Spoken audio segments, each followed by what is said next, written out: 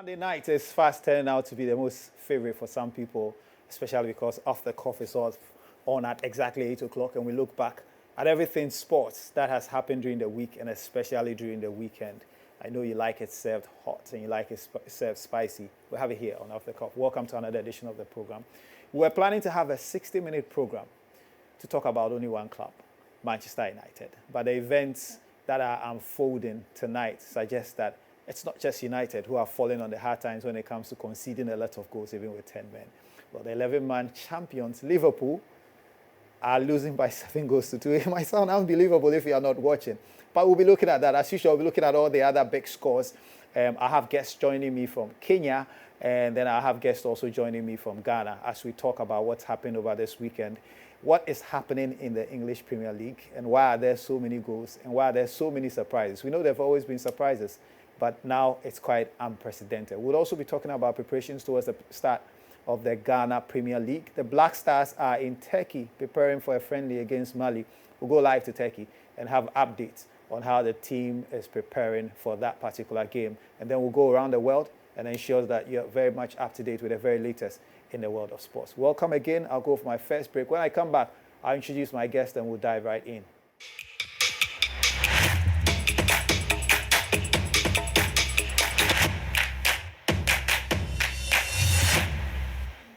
So somebody observed that the rivalry between Manchester United and Liverpool has just gone a notch higher. United loses by 6 goals to 1. Turns out Liverpool were desperate to better that result because they are losing by 7 goals to 2. It's just incredible. Let me hear what your thoughts are. We'll be advertising our WhatsApp line, but as usual, you can go onto our Twitter handle, our Facebook handle, and also our Instagram handle. I'm very happy to read your views on what happened to United and what is currently happening to Liverpool. First, let me introduce my guest, Yao Bing, and then Eva, who probably has had a long day because she's an avid Manchester United fan. Welcome, Eva. Thank you. I'll be going over Zoom in just a bit to talk to my very good friend, James Wokabi in Kenya. He's covered football all over the world. He's covered African football, and he's an avid Manchester United fan. He tells me he wasn't surprised by the outcome. In a bit, he'll be telling me why he wasn't surprised by the outcome. But let me start with Eva. You definitely didn't expect a 6-1 dropping at the hands of Jose Mourinho's Spurs. Not just Spurs, but Jose Mourinho coached Spurs. What happened? We were just rankled. We were just in shambles. It was a total annihilation of Manchester United. Shocking one. You know, we just didn't put up a fight. We just didn't show up. I mean, and that penalty, that was murderous on the part of the referee. Murderous? It was criminal. Yeah, I mean, that red card, how So are you screaming injustice? Of course. I mean, and that is not to take anything away from the fact that Manchester United were on the day were ridiculous on the day, you know. But that red card actually really changed the nature of the game. Yeah, the problem is that we've seen teams go down to 10 men and still manage to hold their own one way or the other. So can this red card be a veritable excuse? It's not, but it's a major cause because, I mean, if you look at the way the proceedings, what happened and the fact that we now have VAR to kind of correct some of these errors, in quotes, and the referee did not even bother to go and look on the screen, whether it's the VAR referee who did not prompt him, or if before you take such a decision, at least satisfy yourself by going to the screen. It takes a minute to walk there, just check and make sure you're making a good decision, and that he didn't bother. And you see, it shows that Anthony Taylor, one, is so full of himself, he thought he was doing the right thing, smacks of English arrogance in a way, but it still does not take away the fact that Man United collapsed, and it was led by their captain, which is even more serious. We'll get into the details, and if you're a Manchester United fan, I definitely want to hear what you think. James, you're on the line from Kenya. Did Manchester United lose because of that red card?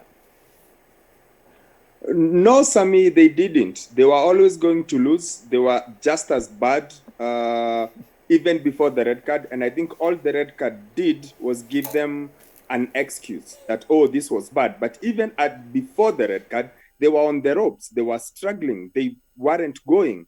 And if we are honest, United have been crap since the start of the season. You saw them versus Palace. Did that look like a Manchester United team of the old?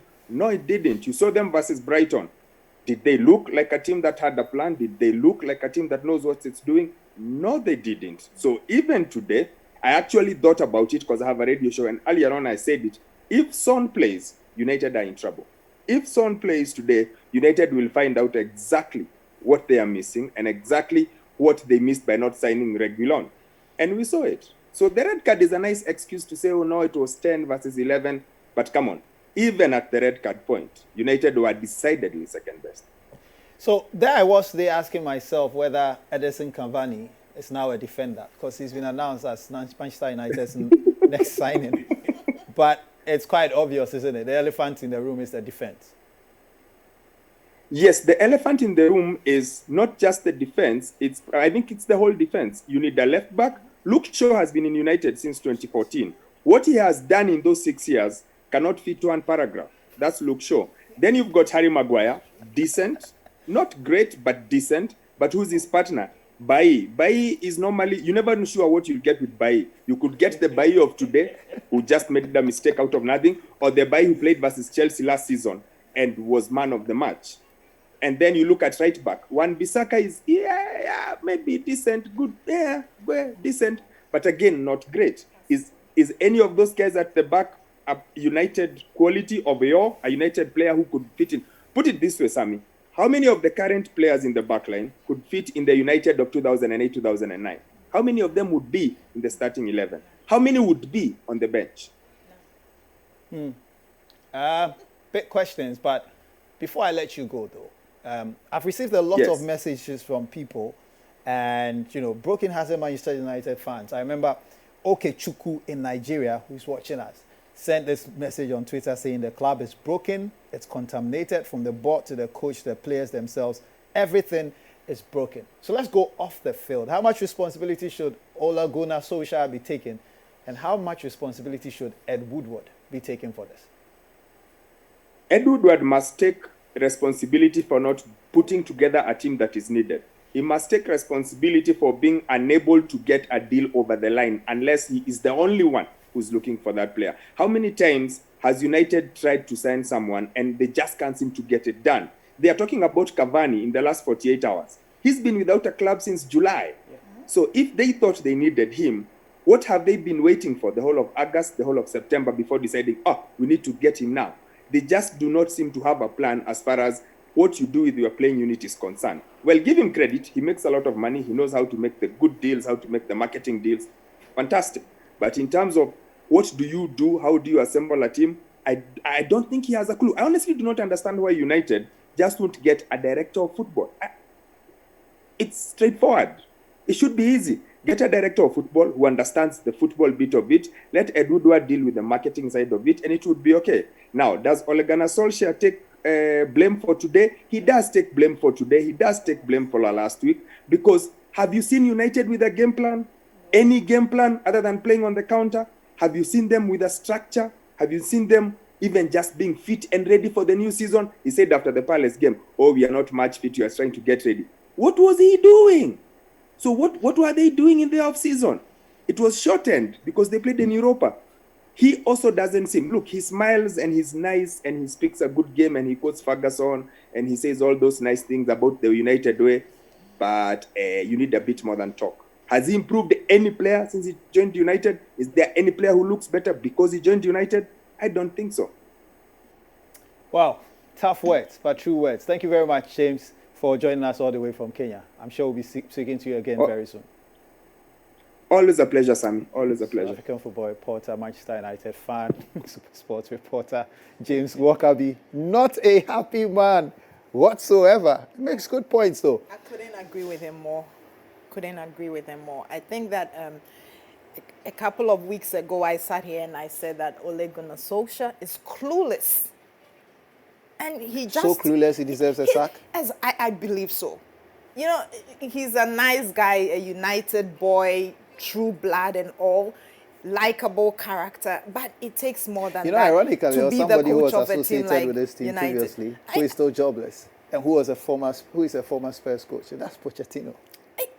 I think that I Is don't the know. speculation going to start all That over again? it's going to start because seriously, Solskjaer has not added any value to the team. But it's 4 matches, yeah. Well, you see, when you look at Solskjaer, look at the trajectory. He came in, did well, then petered off at the end of the season. Last season didn't start well. Then after COVID came in, started. Now he seems to have like bursts of performances, not sustained performances. For that, you are not going to win anything. Such coaching, and clearly you can see that he is a plan A coach. Once he starts something and it doesn't work, he cannot. I've never seen Solskjaer alter a game before. No. And today, I mean, yes, the players let him down. But the whole season has been in shambles because his planning has been wrong.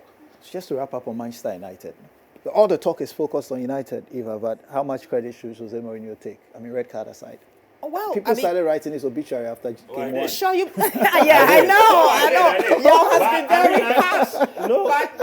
No. But I think that Mourinho. I think what his critics were basically saying is that he seems to be sticking to the old.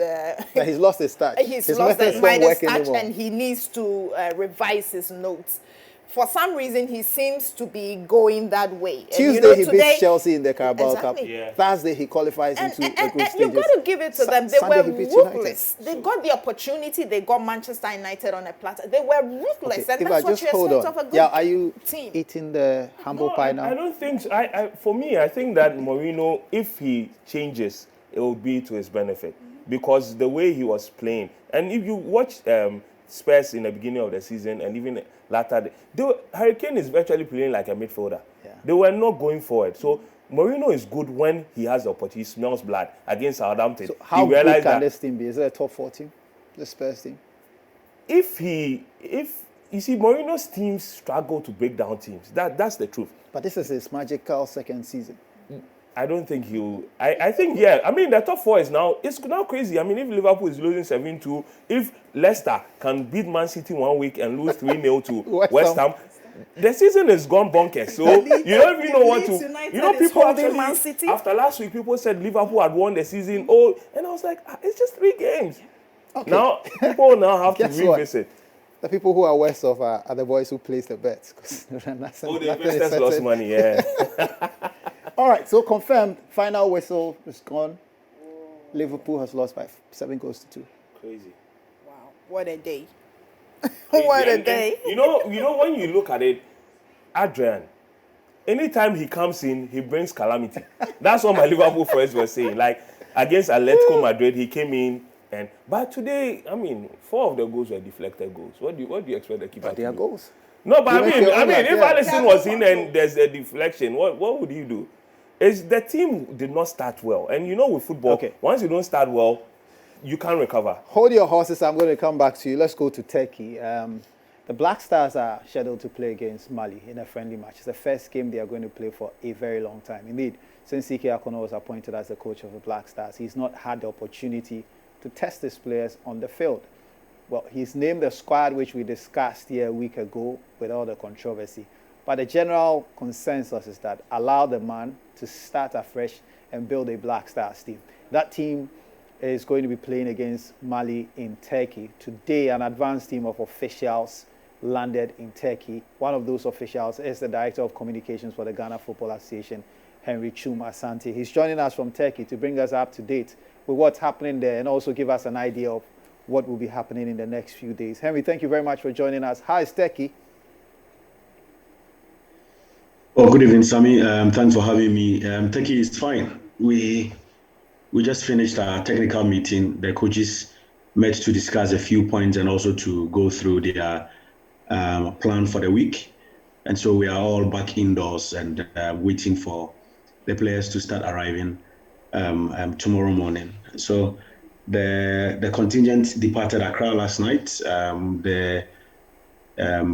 The chairman of the Black Stars Management Committee, George Amwakon, who is the leader of delegation, we departed Accra around 7 p.m., arrived in Istanbul around 3 a.m., and then moved to Antalya. We arrived in Antalya at about 8:15 from the airport to our hotel, took about an hour and a half.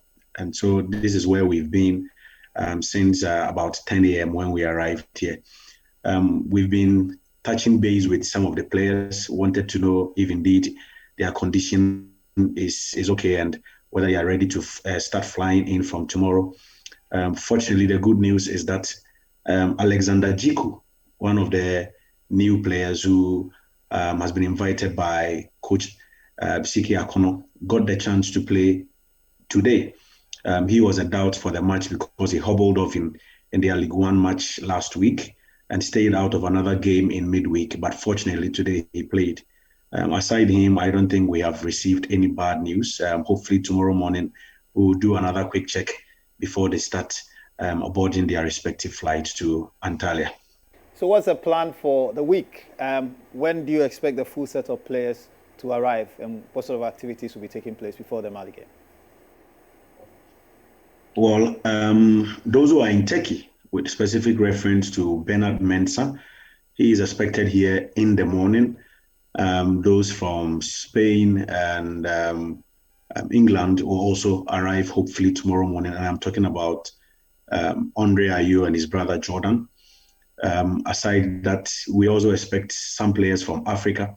They are all expected to arrive hopefully by Tuesday. On Wednesday, there will be a mandatory COVID-19 test. The team doctor, Chris Adomako, confirmed that this evening that all the players and the technical team will undergo a mandatory COVID-19 test on Wednesday. Hopefully, some of us will also go through that same, mandatory COVID-19 test. And then training officially begins on Tuesday, even though there will be a little shake-up tomorrow evening, depending on the number of players who may have arrived around 4 p.m. There is also another technical meeting involving myself and the marketing team. We'll be meeting the production team that will produce the match for the rest of the world to have the opportunity of watching the two games. They have arrived. They came from France. So tomorrow we'll meet them mid-morning. On Wednesday, there will be training in the morning and then another one in the evening. Hopefully we'll have a full complement of the team on Thursday. So we will train at the Antalya Stadium where the game will be held. And then Friday, 8 p.m. Turkish time, I think that will be around 5 p.m. thereabouts in Ghana. Henry, that is when we will have... You spoke about the injury situation. You said you don't have any major headaches, but there have been concerns about Kudus after he played over the weekend. What's the latest on that? Yes, Kudus picked up a knock in training on Thursday. The director of national team department, Alex Asante, was in touch with him this evening. We have also been speaking to the club.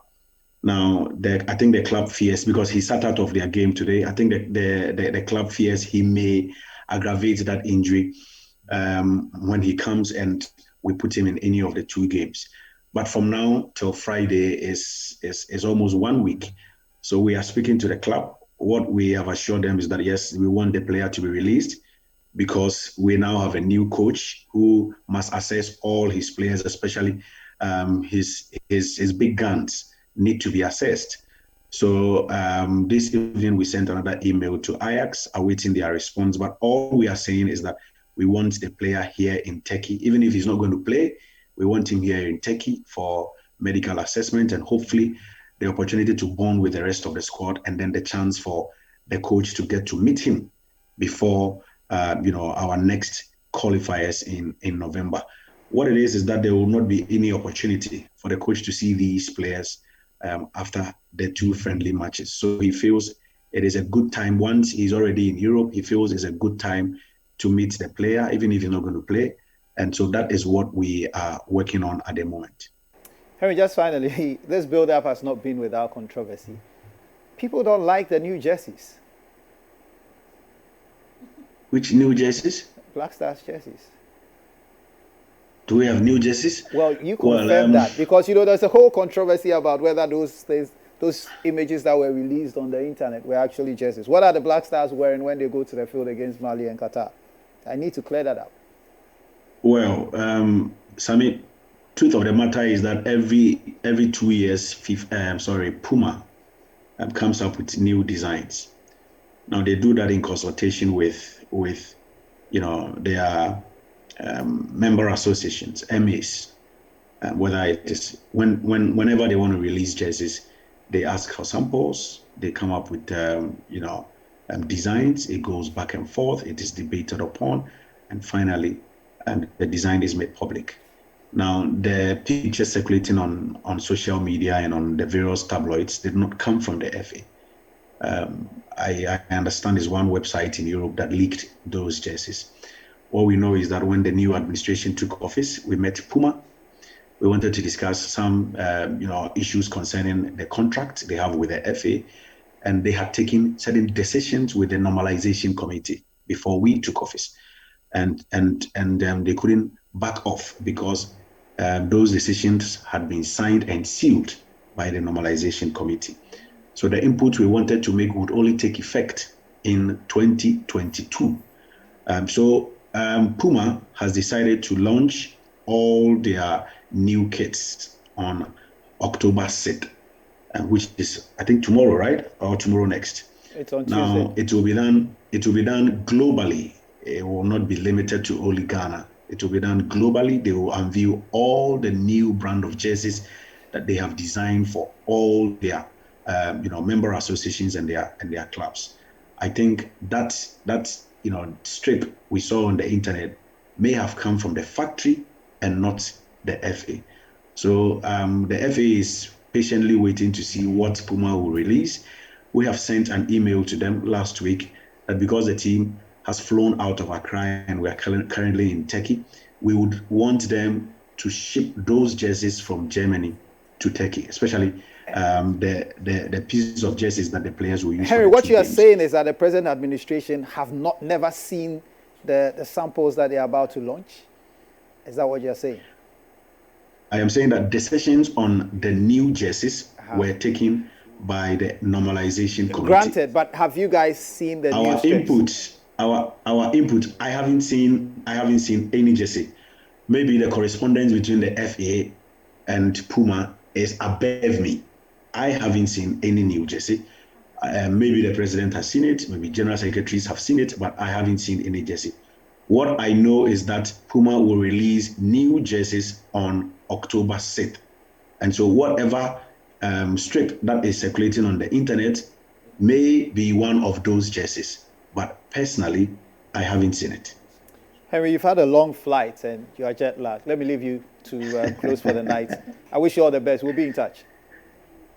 Thank you very much, Sammy. Thanks for having me. Thank you very much. So that was Henry Asante Chum, who is the Director of Communications for the Ghana Football Association. The Black Stars are in Antalya, Turkey, preparing for 2 friendly matches against Mali and Qatar. I'm going for my second break. When I come back, your messages, reactions from my friends in the studio to that interview, and then we'll have some discussions about the preparation towards the commencement of the new season. Then we go back to England, we go to Italy, we go to Spain, and everywhere else where there was exciting football during the week. This is Off the Cuff here on MX24. Stay tuned.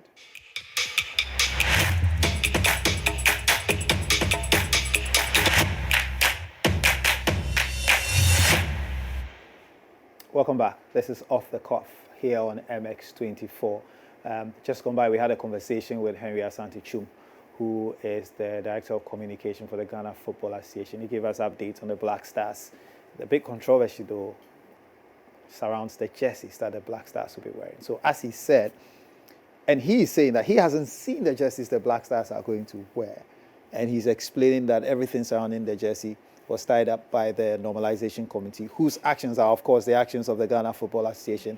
He's saying they didn't get opportunity to make inputs. How does that work out, Eva? I can understand. It's possible that the ink had already dried on the contractual issues with Puma before this new administration came into office. As you rightly said, the acts of the normalization committee are acts of the GFA, and so this current administration could well be bound by them, and if there's no room for reviewing it, I guess they are stuck. What I find a bit concerning is the fact that he seems to suggest that the FA would get to see the jerseys When it the is launched on same Tuesday. time when the rest of the world sees it. And that's what I find difficult to understand. I'm sure that they would have some sneak preview of sorts, even if they cannot really make any changes to it. They would have had the opportunity to see it and come up with any concerns of theirs, so that in 2022, as he intimated, if there's a need for changes, those would be taken into So this consideration. is the jersey we are wearing for the next 2 years. Yeah, okay. Contractual issues aside, what do you make of the jerseys? What I saw is a nice one. I mean, Yo. it's not. Unless maybe there's maybe let me Okay, just so say if there are the- some jerseys that don't look too good. Let me caveat But it. when you see it in, Let me in- caveat this. If these are the jerseys that will be launched by Puma on Tuesday, do you They are like them? terrible. I mean, I don't know what The yellow input ones? went into it. There's the yellow one. I don't know what the normalization committee saw. And okay, because you see, no matter what, Puma will take input. And I do not think that the country would Puma will have the final say on any jersey. I doubt that. So for whatever contractual reasons or whatever, it means that those jerseys, if they are, we are going to see on Tuesday, it was okayed by the NC. And I'm wondering what the NC saw to okay those jerseys. It's disguised Because Croatia jersey. those jerseys don't look good Yeah, at all. I mean, they look like something Why that was didn't we just do a plain sold jersey? somewhere in Osu. I don't want to mention the name, but You don't yeah. mention it. You feel dizzy just looking at that jersey, the yellow one. Well, our especially, gallant if Black Stars will indeed. be wearing those jerseys when they take to the field against Mali. Just one more thing before we leave the Black Stars, though. This week, there's been some controversy because people have been making pronouncements about how much CK Akono is taking home and saying it's too much. And I don't even know No, why. you this see, thing I is don't discussed. understand Ghanaians. You bring a foreigner. I don't like using the white coach. I think that's a bit A non-Ghanaian. You bring a foreigner, Yeah. and there's a set price you pay. You are willing to pay a foreigner 35,000, 30,000. Now we have a Ghanaian coach. Whether his qualifications are not good or whatever, we set a certain salary bracket for the next coach. He was the one we chose, and we gave him a contract. Now for somebody, and especially the minister, to come and say that CK has to cede some of his salary because of COVID, I felt it was inappropriate for him to This say is that. still less than what Kwesi Appiah was taking. And my issue is, you're a minister. Even if you want CK to do this, you speak to him on the side. some tact. But you don't come and sit on TV and decorum. and without any tact, no decorum, and you just, oh, he has to reduce his salary. And you have other politicians weighing and say CK does not deserve this. So when he was appointed, where were they? What's It the is so point that the disrespectful. minister was trying to prove? It beats my mind. I mean, it's an unnecessary uproar to stir up at this time. The man is about to start the job properly, so-called. This is something that he doesn't need for the start of his tenure as Black Stars coach. Why do you stir up all of this? And these are, again, we go back. These are contractual issues. Yeah, yeah. And the ink has dried already on it. it's done. So, is it even the place of the minister to be discussing this matter at this time? He says we cannot give him a full salary in this COVID era. We are waiting for a response from the FA, the minister said. No. So, how about doing all this talk backdoor, behind the scenes, in a more decorous manner with the GFA's involvement and all of that, and coming out with the outcome instead of making this Has the minister public- taken Has the minister taking a pay cut? I was just in about fact, to ask you. I was going to that ask you are him. aware As of. a result Oh, but of there's COVID. Has COVID not affected the minister's Because salary? It's global. in any case, the Ghana Football Association just went to Congress and approved And salaries. we for gave some various- nice. You packages. see, my issue is Take a cut. the minister is just ahead of himself. I don't understand what caused him to say that.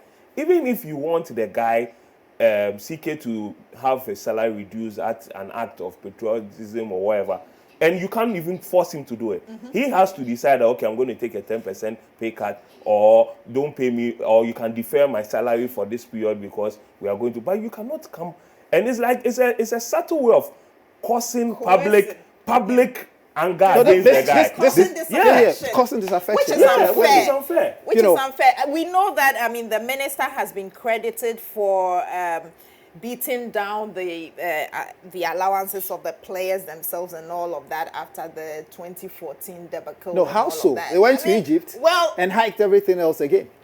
Did whatever the players said, and we said. so I think he feels that on the back of that he can also get. But you yeah, put the but man in I a difficult think it's position not- now, right? Put him in a sorry, That's what difficult I'm saying. position. It's so unfair Cheap populism. because you can't even compel him. You can't coerce him to take anything less than what he has agreed on and signed. Well, there's one thing I can say. CK, more than many people, has sacrificed quite a lot for the country. I remember having a conversation with him about the early 2000s when he was captain of the Black Stars and how things weren't as rosy as the post-2004-5 period for the Black Stars. You know, how year 2000 Ghana hosted. These guys came, they had to move from ministry to ministry trying to raise money and all that. Now, if he becomes a coach, the conditions should be no different than it was for a foreigner or anybody else who was in that position. And I really think putting him on the spot, Honorable Minister, was not in good taste and was very unfair. And there are ways of dealing with these things, to use the words Eva used, in a very tactful manner, in a boardroom behind the scenes, rather than essentially cajole him or turn public opinion against the national team coach on the eve of just a week before his first main game as a Black Stars coach. And I really think that you should take a second look at the comments that you made in that regard. So that's it for the Black Stars. Remember that they have a game against Mali and they have a game against Qatar. It gives us a first look at CK Akono and the new team he's assembling, and essentially what they may end up doing. We will still be going around the world because there are interesting scorelines to talk about. Remember that the Ghanaian season is starting the 13th of next month. Most of the teams are in their training camps preparing for the start of the season. We still don't have the full details from the league organizers and the Ghana League Club Association about how the testing regime is going to be like.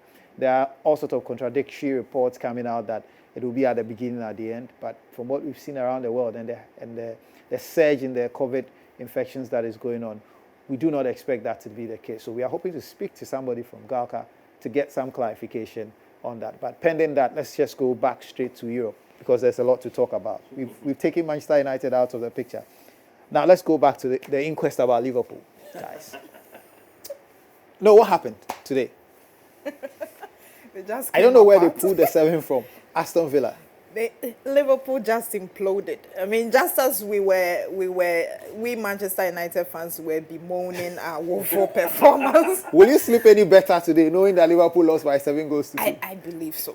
I believe so. I mean, I believe so because, like the Kenyan guest said, I mean, latter part of the season, last season, I had written off my own team. And so some of these things I have managed to absorb very well. Today was a shocker, all right. But I think that we have our problems, our defects are too deep-seated that I can't really worry myself about it unless we take actual concrete measures to rectify them. But the Liverpool one, nobody saw it coming. Yeah, this is just indicative of the trend we are seeing now. We saw Manchester United, we saw Manchester City barely manage a 1-1 drawn game against a very feisty and energetic Leeds United.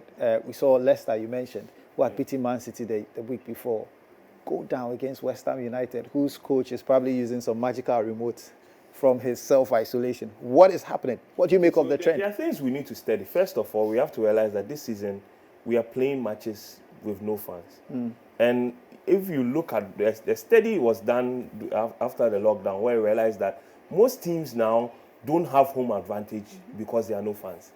Because somehow, some way, the fans influence even the referees. I'm sure today, if in the Man United there were fans in, the referee would have been screaming on him. And so without fans, the dynamic has changed. Let me ask you, without fans, one, it takes the advantage of the home team. Yes, it does. But on the contrary, does it also lift the pressure on the home team? Because, you know, if you are playing badly at home, the fans will turn on you. And if you are playing before an audience, it affects some players. You know, sometimes footballers feed off the adrenaline. But what you are of watching the there is how Man United got put to the sword. 6 goals to 1. And Effectively, Harry Maguire, I mean, Yes, Harry he ended up Maguire. tackling his In own the defender. midst- Yes. Just look at this. Yes. Guy and Yes. all over Yes. the place. but then for the Gave first away strong that goal, header. What was he doing with that header? And then he pulled away he Shaw. was playing volley And- with the header. I mean, was- it was a catastrophe. Would this have been any different if United had a full house? It might not. You know, football is you can't really determine. I've seen games of 2 halves. I wouldn't. Spurs would have won the game, but it would not have been 6. It might have been maybe 3-2 or maybe 3-1. Because, you know, I cast my mind back to, I think it was 2000, no, it was 95, 96 season. 96 it was. United beat Newcastle by 6 goals to 1. Newcastle beat United by 5 goals to 0. Yeah. Full house. Full house, yeah. Made no difference. Yeah, you remember? Beautiful goal. Yeah, Robert. Yeah.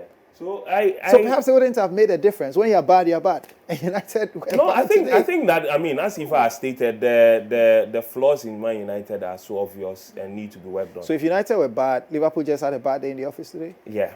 Liverpool, I think so. I would be very surprised if they are not able to recover from this one. But Let's there's go a big problem with Liverpool they need to correct. Which is That's what? their substitute goalkeeper. I don't think he's good enough for Liverpool. Let's go to another team who had a challenge, who conceded goals because their goalkeeper put up very brilliant saves on the one hand, and then one moment of poor concentration allowed them to concede. This is Man City, and this is their game against Leeds United. They had taken the lead very early in the game through Raheem Sterling, you know, cut in beautifully, turning out to be one of the best goal scorers in England. Yeah, he is. I mean, he's finishing You, properly. you have and- to say, though, that City without their strikers find it difficult scoring goals. They've been struggling. And both They've been Aguero and struggling. Jesus are on the They've injury been list. struggling. It's not been the same, City. So there's the moment yeah. where Ederson drops the ball and Rodrigo, who desperately needed this goal because his first contribution to this club was to cause a penalty. Yeah, I Across mean, the point. he didn't start off well, but Leeds played well. Oh, yes. It is. And Bielsa is such a I beautiful think coach. that Leeds, they are one to watch. I mean, it was an exciting Yeah, game. they could have Heavy limbs in the end, but I mean, Yeah. but that's the kind of thing we're talking about as Manchester United fans. Put up a fight, you know. See, that's the put thing. up a fight. Let's see some passion. You think you want to see Bielsa coaching Man United? Far better, wouldn't it? He'll sack half of the players. Yeah, but he will do a far better job than Ole is doing. So that's any day. how it went down at Elland Road, an empty Elland Road. The fights want to come back. And that was Leeds United versus Manchester City. It ended 1-1. The high-flying team, though, continues to be Everton. Beautiful. I mean, Ancelotti said something. He said, look, football is universal. So you don't need, when you have good players, they don't need time to settle. It's the same 11 players again. I know he said it with a little bit of tongue-in-cheek, but James Rodriguez is on a different level.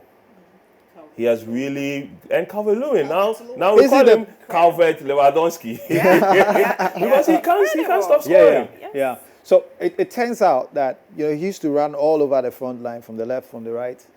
Ancelotti just says, stay in the box, go towards the box, and just try to get a goal. And he says he should use his first touch more often to shoot with first touch.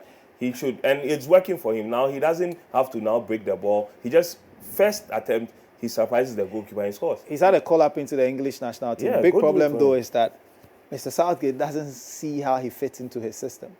Well, he will have He doesn't to. know how to use But, it. I mean, the good thing is that match after match is giving him a reason to reconsider finding a place for him All in the his time. setup. Now, he you wants know? to play Kane. He says the way he He likes. tired, according to Mourinho. He will have to be convinced at a point, if this consistently continues, that he must find a place for a player like that in his setup. So that was a goal by Yves Bissouma, who Yeah. was returning into the squad. He scored a cracker. Yeah. But he was also responsible for one of the Everton goals. Everton winning yet again by 4-2. Free scoring Everton. What a way to go into the And international the break. next game is against Liverpool. It is against Liverpool it's after the beautiful. international break. I'll So be waiting. Everton will go into that game with their last result having been 4-2. Liverpool will go into this match reeling from a 7 goals to 2 defeat. I'm going for my final break here on Off the Cuff. When I come back, we'll wrap up with results from elsewhere in Europe. Remember that we went into this weekend expecting a top liner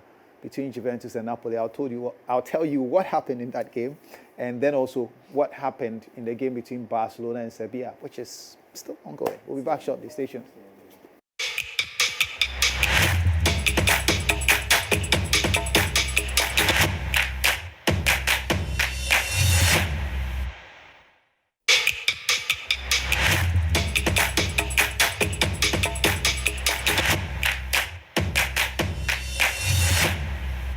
Welcome back. We are almost at the finish line. We'll make a stopover in Germany and also in the Serie A in Italy. Let's start with Germany.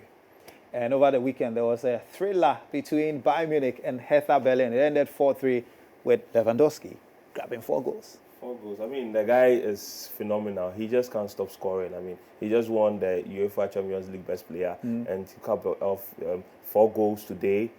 He saved Bayern because it was a 90th minute penalty to save Bayern. And you see, when you have quality players, that's what you get. At least when you're in the trenches or you're stuck somewhere, they'll dig you out of the trenches. And that's what he did today. Bayern, I mean, there's no doubt they are the best team in Europe. Oh, they are. But they are conceding a lot of goals. Yes, I mean, if there's one soft spot in that Bayern setup, fantastic setup, it's got to be the back, and they need to watch that. Shipping 3 goals in that game is not good enough. And now that you've mentioned that, let me just touch on this though, because by the end of tomorrow, the transfer window will be closed. David Alaba is somebody who's been linked with English clubs. I mean, he's unhappy at how much he's earning at Bayern Munich. They don't seem to be willing to give him a bigger contract. It will be, how much of a loss will it be if he leaves? I mean, given the challenges they're having at the back. I don't think they will lose much. Alaba, I don't think the quality that he brings to that Bayern back line, I don't think they will lose much. Yeah. On the other hand, they've had another offer for Hudson-Odoi rejected. I think they should just stop wasting their time because Chelsea is not going to sell him. I mean, But the boy is not playing regularly. Well, he started over the weekend. I mean, truth be told, he's not deserved to start. But somebody wants to take the guy off your hands No, for but so why would much. you want to sell somebody that you And know you that... see that he's if one for the he's future, one on the you know. future. But look So at the you just options need they to- have at the moment. And it's not as if they are older players. You know, Pulisic is still 23. He's 22 going to 23. Just bought Ziyech. You have quite a number of players who can play in that role. So They don't want to why lose don't him. you cash in? No, I don't think it's smart to cash in. They need to keep him. It's I one mean, of those situations where you wonder if everybody involved will regret at some point. That's what they don't Not want to have a cashing in and not Sancho. getting- They don't want to have a Sancho Sancho. situation on their hand because of Man City let Sancho go and all of a sudden Sancho became a big thing. So they let's don't go. want that. Let's go to Spain because I understand it's still 1-1 before then, that is Sancho, and that is one thing that hasn't been resolved yet. So it's simple. Pay 120 million and everything will be fine. I mean, And it's not as though we don't have the money. So you think United should pay up that money? I think so. But he's not the why one is they it need. taking so long? Well, come on. before we came on, I was talking about Alex Telles. Yeah. 2 weeks ago, we all knew Alex Telles had an agreement with Man United Yeah. in terms of personal. You go to Porto, they determine a certain amount. You don't pay until today. You've lost 2 weeks of that guy playing for you. You could have won some matches. Maybe if Telles was in today, maybe the defending would have been different. I have 3 minutes to go. Here's what I'm going to do. Let's just run through some of what I think will be the highest profile transfers if they go through before the end of tomorrow.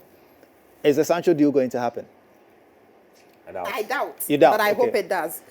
Arsenal want to he wants to sign him think from he's Lyon. Sorry? He's staying. He's not going to go. Yeah, because we know if there's a person who drives a bargain, it's Michel Ola. Owner of Lyon. Easy. You can't go and if he says he sets a price 60 million, if you don't pay 60, if you pay 59 million, he will not accept it. He's that crazy and he would not budge for anything. Zaha, is he leaving Palace? I don't think so.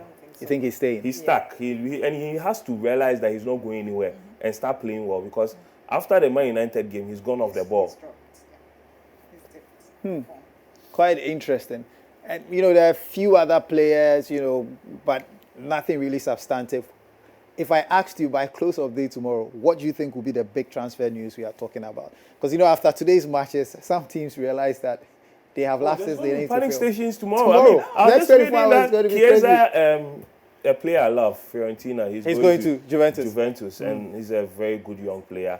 I don't know if Man United will try and get Ousmane Dembele, because they need a right winger. So if you can't get Sancho, go and pay money and get. With Cavani coming, do they still need that loan? Cavani deal is more of Dembele? an alternate for Martial, because or the fact that they need a traditional. Igalo is not doing anything. They need a traditional centre forward. Yes, they need somebody who can, against. and at least he also gives Martial some opportunity to rest. He comes in with some mentoring Let me skills just and all touch of that. on the Serie A briefly before I go.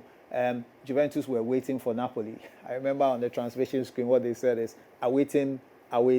Turns out the health authorities in Naples advised the Napoli team to stay at home because of obvious reasons. They had cause to believe that somebody had been exposed to COVID-19. So they never showed up at Juventus. Yes, and I'm amazed that they had to wait till that they That had last to moment, because they To it know was this.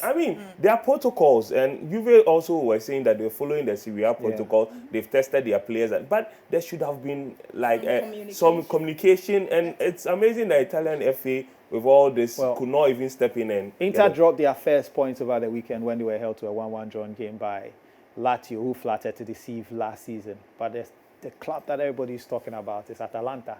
They won over the weekend, and it means that in this new season, they have never failed to score less than 4 goals in every match. My friend, he's an investor. So he says, sure banker Atlanta, you always get goals from them. So anytime he sees Atlanta, he goes for more goals. But the way they play is so beautiful. And it started from last season. Yeah. They score a lot of goals, even though they concede some. And the players are not like stars. Dupin Zapata, Papu Gomez. We're talking about Ilicic. We could talk about them all day long. Let me just end with the NBA. Remember, the Lakers are leading 2-0. It doesn't look like the Heat have much of a chance in this final, unless something dramatic happens and the LA Lakers fall apart. Perhaps it's the spirit of Kobe Bryant. Who knows? But any team that has got LeBron in it and he's looking for another ring, it's difficult to stop. I think Anthony Davis has even been there. And people were complaining that the Lakers gave too much away to get Anthony Davis. But when you have a player like Anthony Davis, he's worth the money. Guys, it's been a frenetic 60 minutes. But thanks a lot for joining me. Lots of goals, lots of shocks. What a week to start. What a way to start the week. Thank you very much, Eva. Thank you very much, Yao. Thank you so much. So, whether you're a United fan, whether you're a Liverpool fan, international break is coming up. Lick your wounds if you would. But in the next 24 hours, something crazy is going to happen in the transfer market. I can't tell you what it is, but somebody's going to sign somebody. Somebody's going to sign a flop. Somebody's going to sign somebody who is likely to be a success. But whatever it is, we'll be here next week to talk about it. Thanks a lot for making a date with us here on Off the Cuff. Have a fantastic week.